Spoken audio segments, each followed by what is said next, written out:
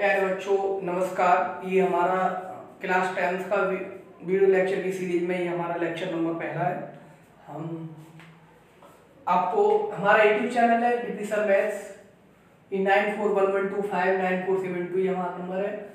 Class 10th chapter number 1 real number, और ये आपने 9th क्लास में पढ़े हैं। नेचुरल नंबर क्या होता है, होल नंबर क्या होता है, इंटीजर क्या होता है, रेशनल नंबर क्या होता है, इरेशनल नंबर क्या होता है, रियल नंबर क्या होता है।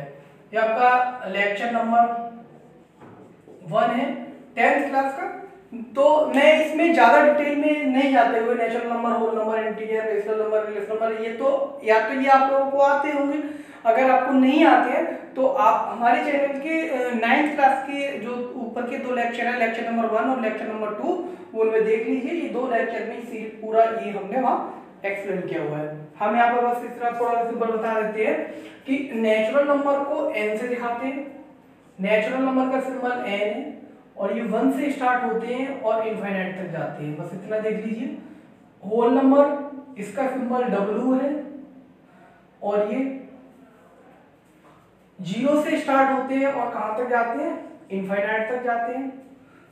इंटीजर को सिंबल z और i है, ये माइनस इनफाइनाइट से शुरू होता है और प्लस के इनफाइनाइट तक जाता है।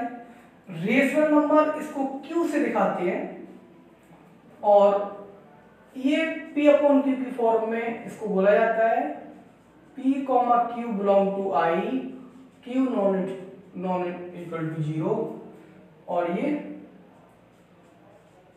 Not right in fractional form. इसको हम फ्रैक्शनल फॉर्म में नहीं लिखा जा सकता है। और ये सारे नंबर ऑल नंबर ये रियल नंबर है। ये नेचुरल नंबर और इसके बारे में बस मैं 10th क्लास में बस आपको इतना ही बताना चाह रहा हूँ। इसको आप पता होगा।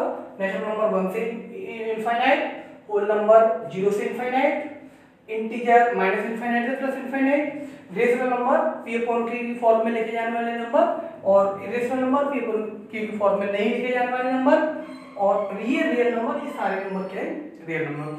अब आपको इनसे आगे 10th क्लास का में एक इम्पोर्टेंट टॉपिक हमारा एनसीईआरटी बुक का चैप्टर नंबर 1 का जो 2 टॉपिक है एक्सरसाइज 1.1 में, इक्विलेट डिवीजन लेमा और इक्विलेट डिवीजन एल्गोरिथम।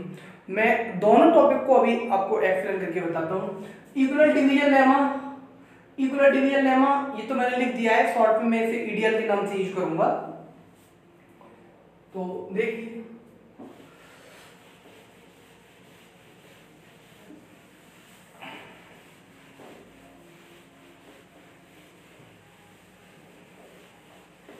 यहाँ लिखता हूँ, ये यहाँ लिखा हुआ है, इसी को मैं यहाँ उठा के लिख दे रहा हूँ।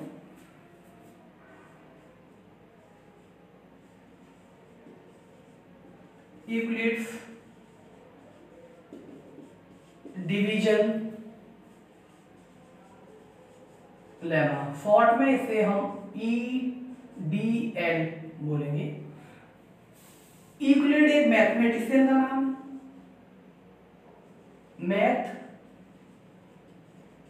एक मैथमेटिशियन है यूक्लिड। डिवीजन जो वर्ड है हमारा डिवाइड से आया हुआ है, लेमा हमारा ये स्टेप से आया हुआ है। तो ये यूक्लिड डिवीजन लेमा बस क्या है कि यूक्लिड डिवीजन लेमा तो हमारे कुछ 2 इंटीजर को ये डिनोटेट करने का तरीका है। तो इसको हम पहले भी हम करते आ रहे हैं इक्विलेट डिवीजन लेमा।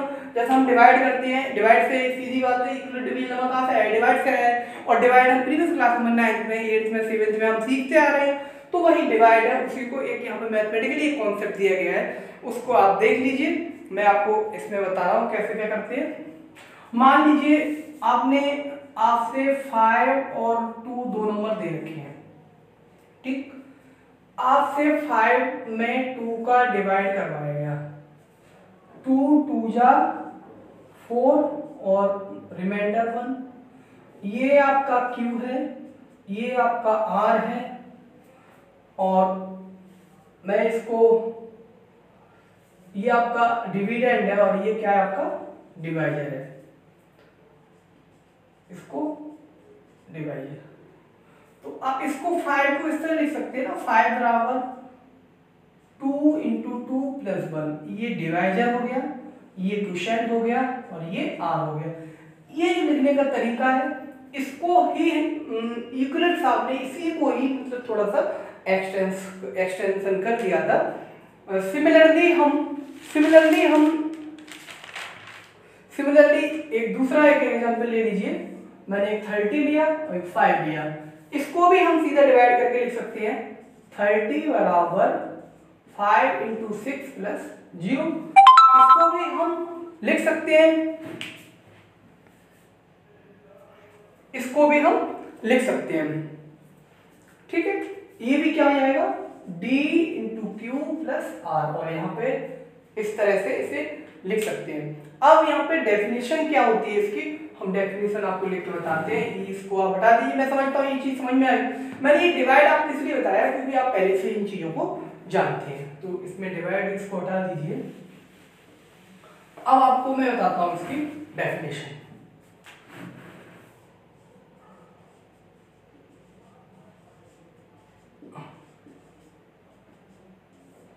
डेफिनेशन होती है इसकी given,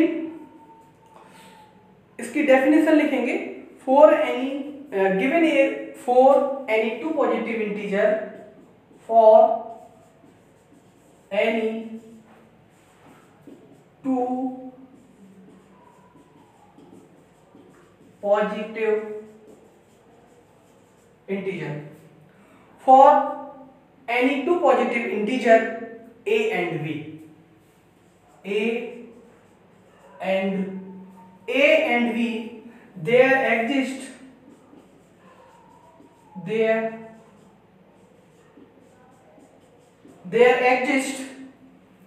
two another positive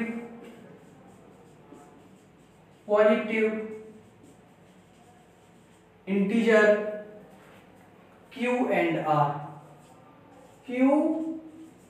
r such that, किस हिसाब से, such that इस हिसाब से आने चाहिए कि a बराबर वी क्यू प्लस आर, और यहां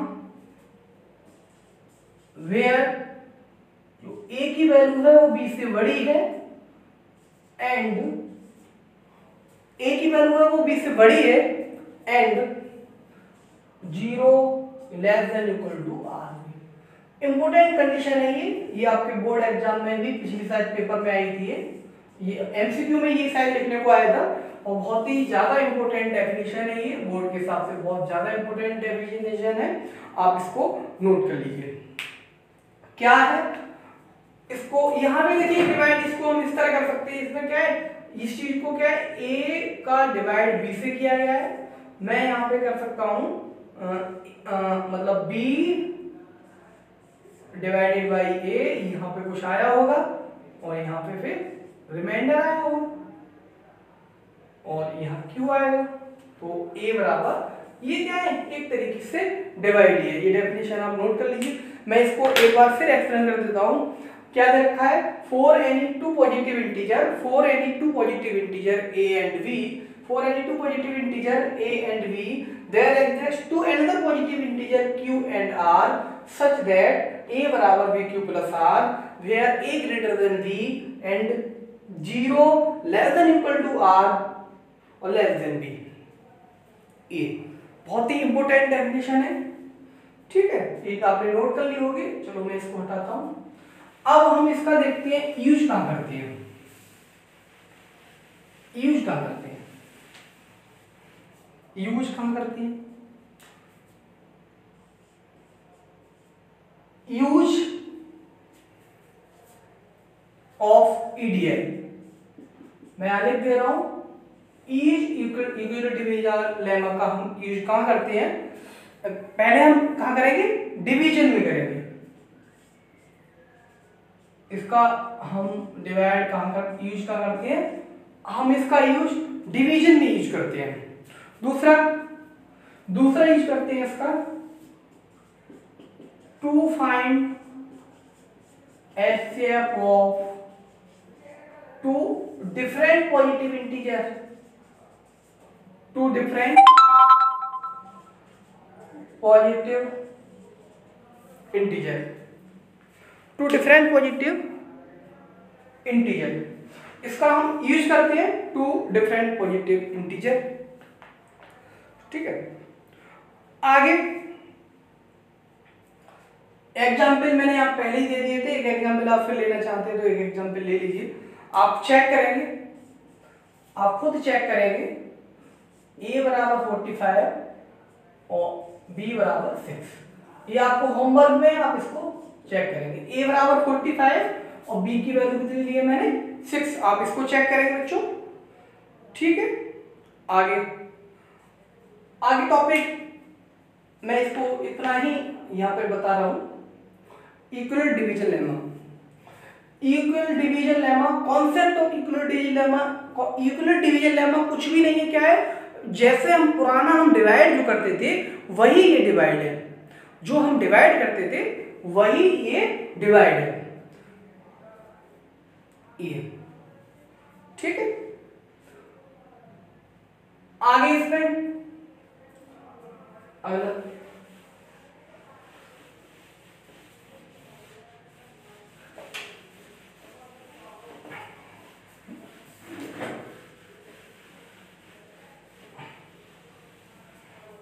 दूसरा इसमें टॉपिक आता है Euclid division algorithm.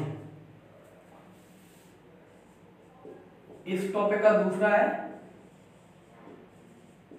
Euclid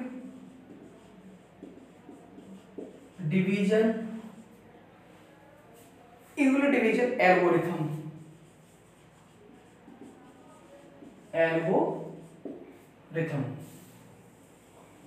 Euclid division algorithm क्या है, ये एल्गोरिथम क्या है, पहले तो एल्गोरिथम और लेमा को सुन लीजिए, ये यूक्लिड डिवीजन एल्गोरिथम है।